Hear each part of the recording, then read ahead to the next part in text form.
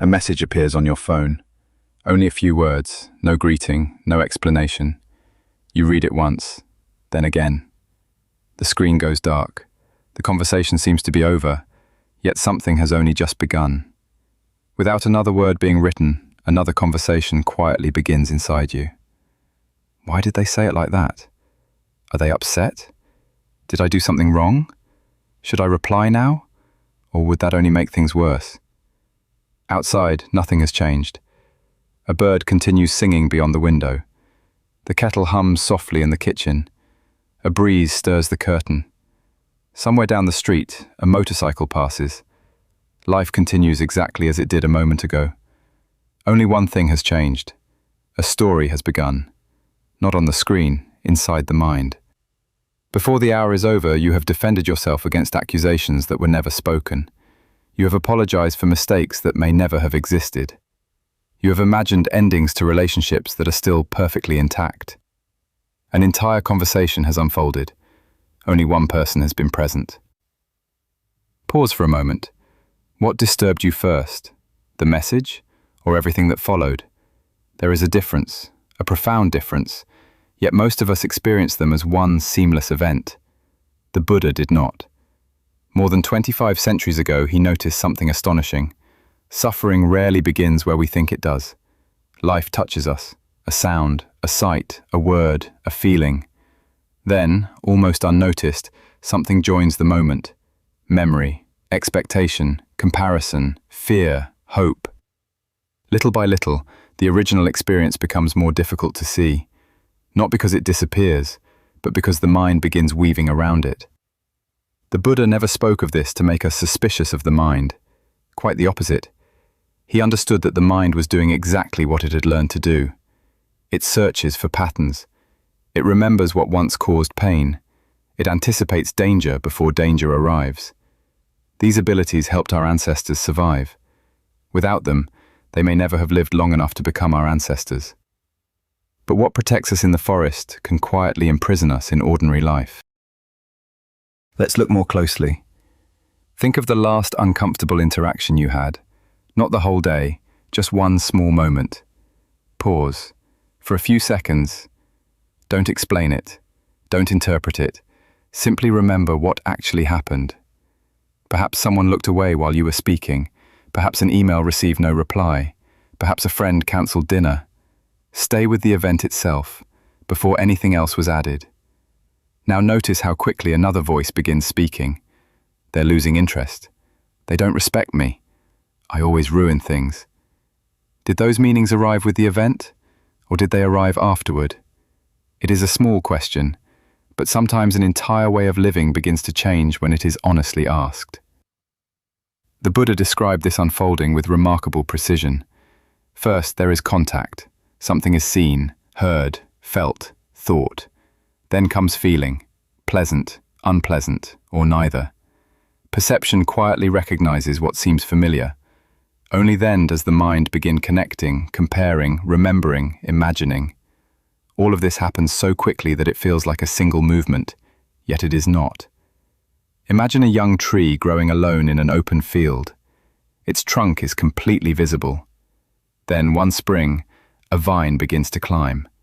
One delicate strand, almost too small to notice. Weeks pass. Another strand appears, then another. Seasons come and go. Leaves intertwine. Branches disappear beneath green growth. Years later, someone walking past no longer sees the tree. They see only the vine.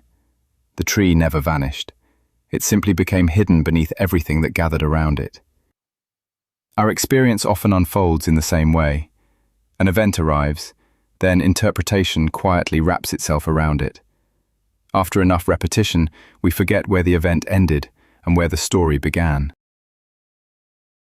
Perhaps you have watched this happen countless times. You pass someone you know. They do not smile. For one brief instant, nothing remarkable has happened. One human being has simply walked past another. Then the familiar movement begins. They're avoiding me. They're angry. I shouldn't have said that yesterday. Hours later, the encounter is still unfolding inside your mind. Meanwhile, the other person may have spent the afternoon worrying about a sick child, or waiting for medical results, or grieving someone they never told you about. While your mind was writing a story, their life was simply continuing. Not every story feels painful. Someone praises your work. For one brief moment there is only sound. Then another story quietly appears. Maybe I finally become important. I hope everyone notices. I can't lose this. The praise lasts only a few seconds. The story may shape your life for months. Pleasure can bind us just as quietly as pain. The Buddha saw no essential difference. Both begin when we mistake the story for the experience. Consider another scene. A grandfather sits beside his granddaughter as she learns to walk. She takes 2 uncertain steps, falls, looks surprised, then bursts into laughter. He laughs with her. He does not wish the moment would last forever. He does not reach for his phone. He simply shares the moment she is living. Years later, he remembers it with warmth. There is memory, there is love, but very little suffering. Why? Because memory itself is not the problem. Stories are not the problem. Love is certainly not the problem.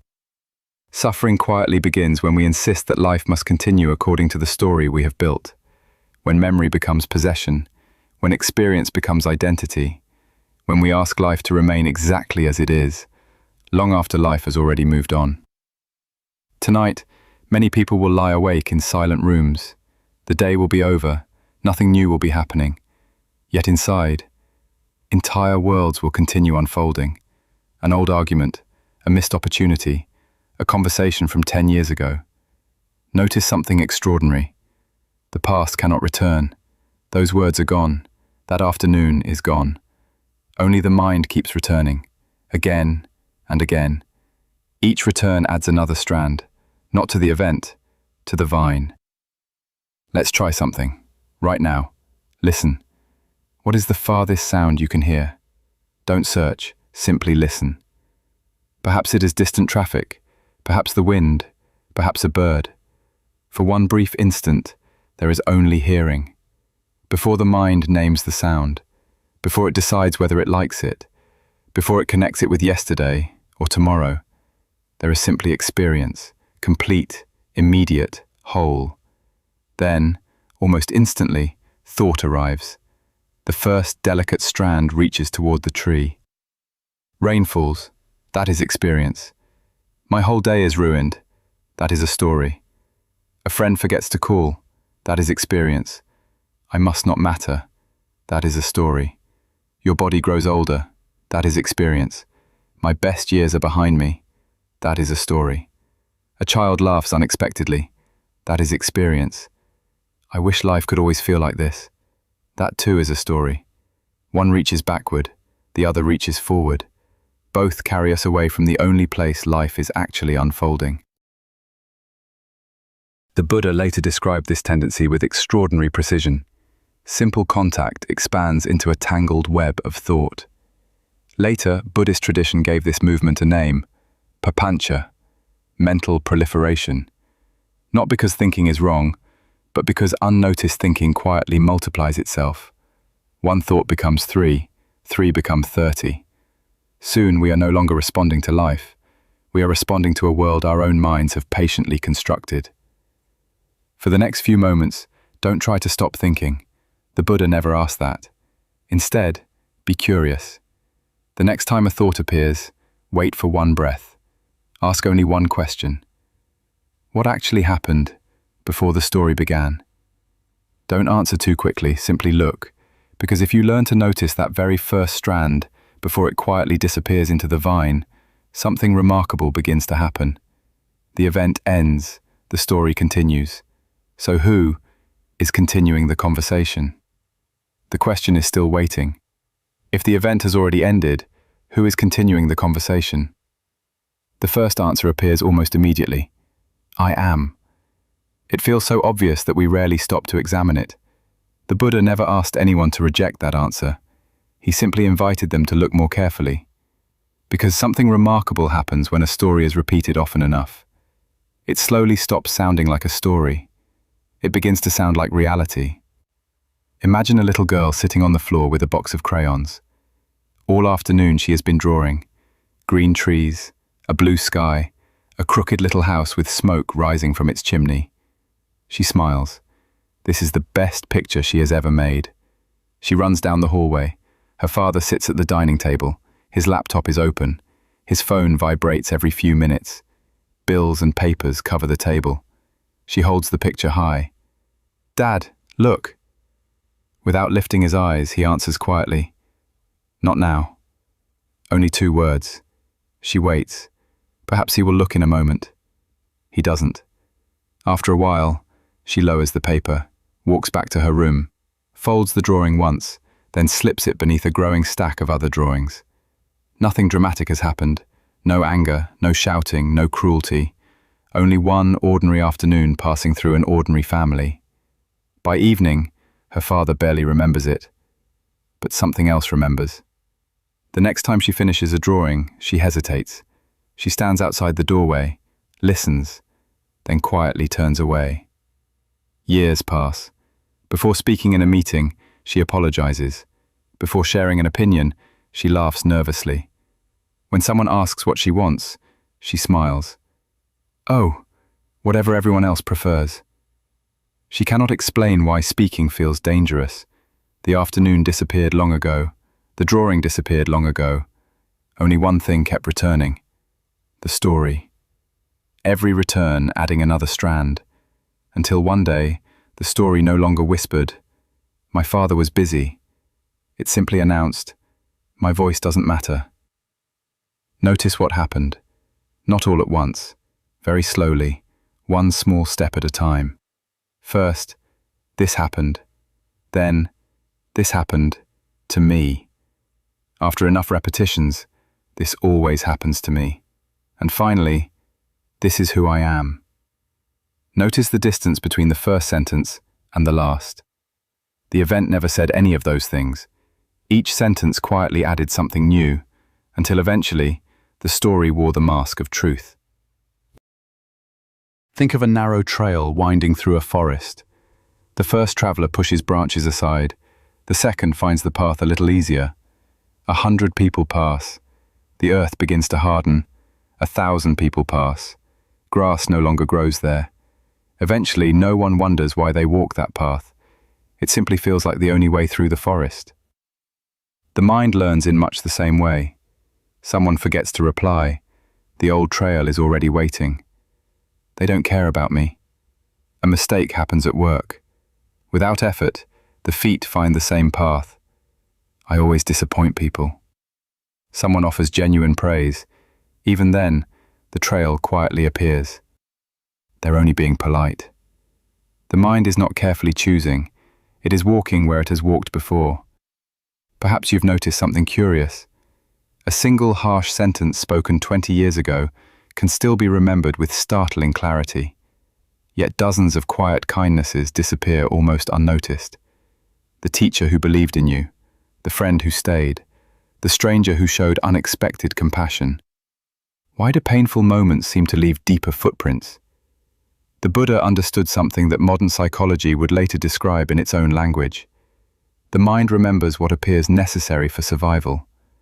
Long before we worried about unread messages or social approval, remembering danger kept human beings alive. That ancient habit still lives within us. But what once protected us can quietly imprison us. Not because it is trying to hurt us, because it has never learned that the forest has changed. Now imagine you are caught in a storm. Night is falling. Rain soaks your clothes. Wind pushes against your back. Far ahead, you see an old cabin. The roof leaks. The windows rattle. The floor is cold. Still, it keeps the rain away. You spend the night there. Morning comes. The storm has passed. Sunlight pours across the valley. Birds begin singing.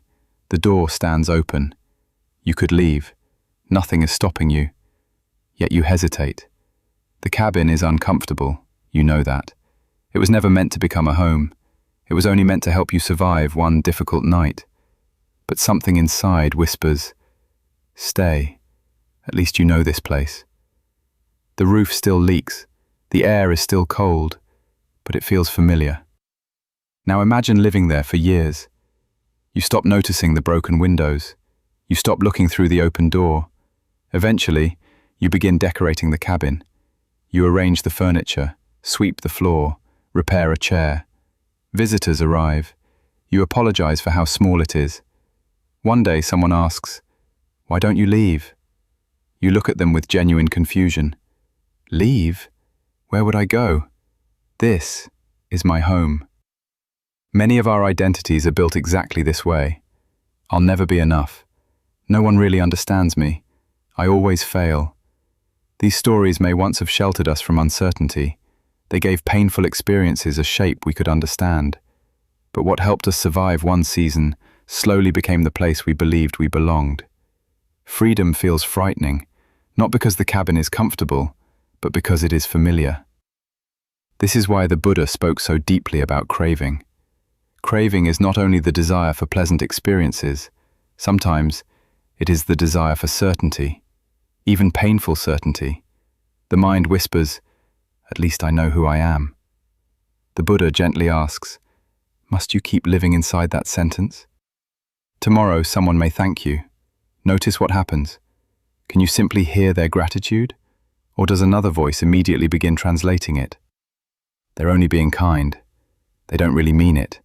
They don't know the real me. Life continues offering fresh experiences. Old stories continue translating them into an old language. Not because life refuses to change, because the translator never stopped speaking. There is no reason to blame yourself for any of this. The Buddha never blamed the mind. He understood conditioning. Rain falls because conditions allow rain to fall. Seeds sprout because conditions allow them to sprout. Stories repeat because the conditions supporting them have been patiently repeated for years. Seeing this clearly does not lead to self-condemnation. It leads to compassion. For perhaps the first time, we understand that the mind was never trying to imprison us. It was trying to protect us. It simply did not know that the danger had already passed. So today, don't ask, "How do I become someone new?" That question can quietly become another story. Instead, ask something much smaller. What happens if I don't finish this sentence, just this once? Let the familiar conclusion begin. Don't fight it. Don't believe it. Simply leave it unfinished. Like a vine reaching toward the tree, but never finding a place to hold. Stay there. Notice what appears. Perhaps uncertainty, perhaps discomfort, perhaps silence, or perhaps, for the first time in many years, a little space.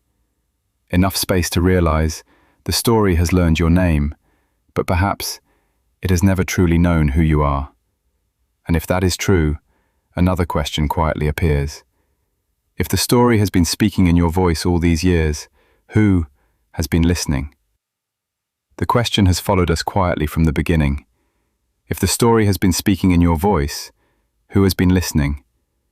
Don't answer too quickly. The Buddha never asked anyone to replace one answer with another. He simply invited them to look. Not with belief, not with philosophy, but with the same quiet attention you would use if someone asked you to find a hidden spring deep in the forest. Not by imagining it, by searching. So for a few moments, let us stop collecting ideas. Simply listen, not to my voice, beyond it. Perhaps there is distant traffic, perhaps the wind moving through the trees, perhaps the quiet hum of the room around you. You did not create those sounds, you only noticed them. Now notice your breathing. It was already moving before you paid attention. Life has been unfolding all along. It never waited for your commentary. Now wait. Don't force anything. The next thought will arrive by itself. There it is. Perhaps it concerns tomorrow. Perhaps someone you love. Perhaps it wonders whether any of this makes sense. Whatever it is, notice something very simple. You did not choose the exact thought before it appeared. It arrived, stayed for a while, changed, then another followed. Thoughts move through the mind much like birds crossing an open sky. They arrive because conditions allow them to arrive. They leave because those conditions no longer remain. Now look even more closely. A thought appears. Only afterward another thought quietly says, "My thought." Did those two arrive together? Or did ownership arrive a moment later? Remain with that question. Sometimes a very small difference quietly opens an entirely different way of seeing. The Buddha never asked us to suppress thought, or grief, or joy. He only invited us to notice when experience quietly becomes identity, when passing weather is mistaken for the sky itself. Many years ago, a wanderer named Bahia came to the Buddha. He had searched for truth everywhere. He had studied, practiced, questioned. Still something remained unfinished. When he finally met the Buddha, he feared there might never be another opportunity. "Please teach me now." The Buddha answered with only a few sentences. "In the seen, there is only the seen. In the heard, there is only the heard. In the sensed, there is only the sensed. In the known, there is only the known." Nothing complicated, nothing mysterious, only an invitation. Meet experience before the story claims it. Try it now. Look at something nearby. Don't name it, don't compare it, don't decide whether it is beautiful, simply see. Notice how quickly the mind reaches for language. Chair, window, tree. The words are not the problem. Without them, we could not find our way through the world. But they arrive after seeing. For one brief instant, there was only seeing. That instant has never disappeared. We have simply learned to overlook it. Tomorrow morning, your phone may vibrate. For one heartbeat, there is only vibration. Then the story begins. Who is it? What happened? Is something wrong? Notice the order. Nothing has happened yet.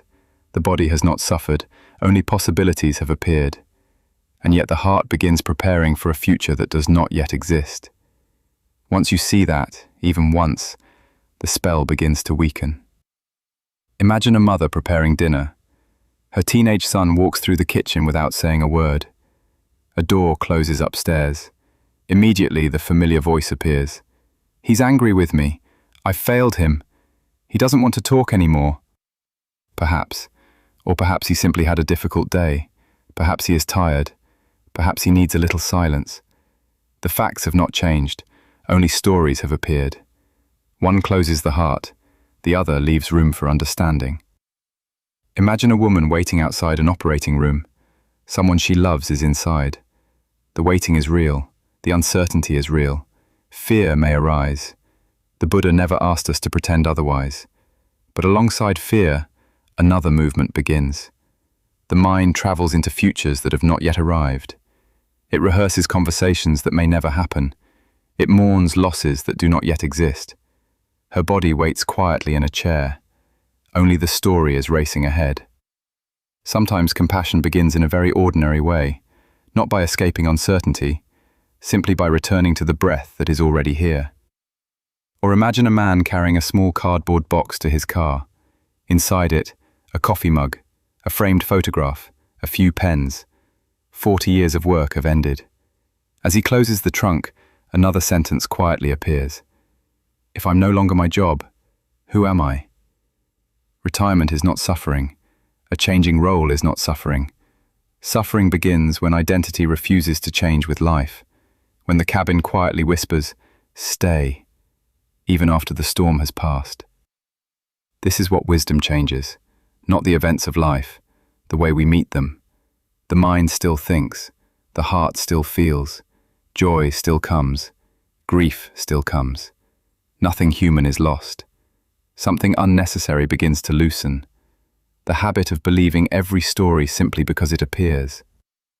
The storyteller will probably speak again before this video ends.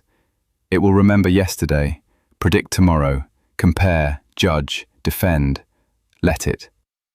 Clouds move across the sky, birds cross the air, thoughts cross awareness. Freedom does not begin when they disappear. Freedom begins when they are recognized as visitors, not owners. Return now to where our journey began. A message appears on your phone. Only a few words, no greeting, no explanation. This time, before reading it again, pause. Feel the weight of the phone in your hand. Notice your breathing. Listen. Perhaps there is a bird outside your window. Perhaps only the quiet hum of the refrigerator. Perhaps distant traffic. Life is already happening, The message has not interrupted it. Only the story can do that. Everything we have explored today may eventually be forgotten, even these words. That is perfectly all right. The Buddha never asked us to remember more ideas. He asked us to see more clearly. If sometime this week, in one completely ordinary moment, you remember to pause before finishing the familiar story, that single moment may teach more than this entire conversation.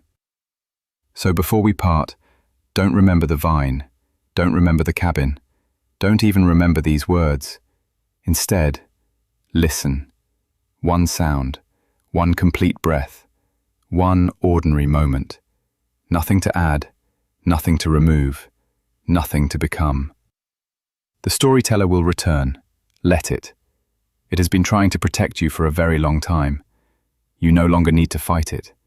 You no longer need to believe everything it says. Simply notice. The story appears, it unfolds, it passes, just as every story always has. And in the quiet space before the next one begins, life is already here. Perhaps freedom was never waiting at the end of the story. Perhaps it has always been here, in the silent moment before the next sentence begins.